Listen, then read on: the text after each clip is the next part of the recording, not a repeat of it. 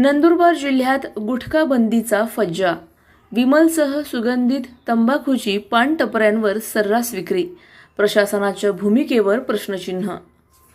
राज्यात गुटखा आणि सुगंधित तंबाखूजन्य पदार्थांच्या विक्रीवर बंदी असतानाही नंदुरबार जिल्ह्यात अनेक ठिकाणी विमलसह विविध ब्रँडच्या गुटखा व पान मसाल्याची खुलेआम विक्री होत असल्याचे चित्र दिसून येत आहे। शहरांसह ग्रामीण भागातील पानटपऱ्या, किराणा दुकाने आणि काही व्यावसायिक आस्थापनांवर हे पदार्थ सहज उपलब्ध होत असल्याने प्रशासनाच्या अंमलबजावणीवर प्रश्नचिन्ह उपस्थित केले जात आहे। विशेष म्हणजे गुटखा बंदीच्या कायद्याची अंमलबजावणी करण्यासाठी अन्न व औषध प्रशासन, पोलीस विभाग आणि स्थानिक प्रशासनाकडून वेळोवेळी कारवाई केली जाते।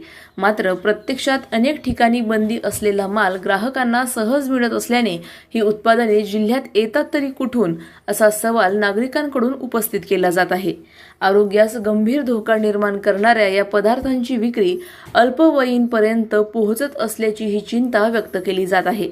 तंबाखूजन्य पदार्थांमुळे कर्करोगासह विविध आजारांचा धोका वाढत असल्याने शासनाने बंदी लागू केली आहे। मात्र त्याची प्रभावी अंमलबजावणी होत नसल्याचे चित्र सध्या दिसत आहे। दरम्यान जिल्ह्यात नव्याने रुजू झालेल्या पोलीस अधीक्षकांकडून या प्रकरणाकडे गांभीर्याने लक्ष दिले जाईल का, याबाबत नागरिकांमध्ये चर्चा सुरू आहे।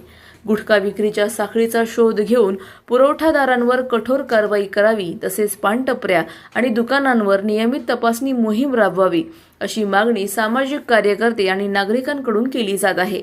नंदुरबार जिल्ह्यात गुटखा बंदी केवळ कागदावरच राहणार की अशाच घडामोडींचा आढावा घेण्यासाठी आजच आपले YouTube चॅनलला सबस्क्राईब करा।